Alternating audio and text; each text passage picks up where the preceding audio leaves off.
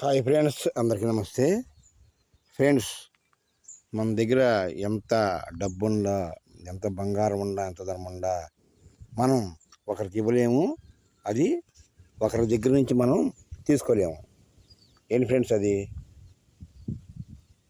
మనం ఒకరికి ఇవ్వలేము. అలాగే ఒకరి దగ్గర నుంచి మనం అప్పు తీసుకోలేము. ఏంటి ఫ్రెండ్స్, అది ఏంటనుకుంటున్నారా? అదే ఫ్రెండ్, మనశ్శాంతి. మనశ్శాంతి మనశ్శాంతి మనశ్శాంతి అనేది మనకు ఎవరికి వాళ్ళకి కలిగితేనే అది మనశ్శాంతి. మన మనశ్శాంతిని వాళ్ళకి ఇవ్వలేము ఫ్రెండ్స్.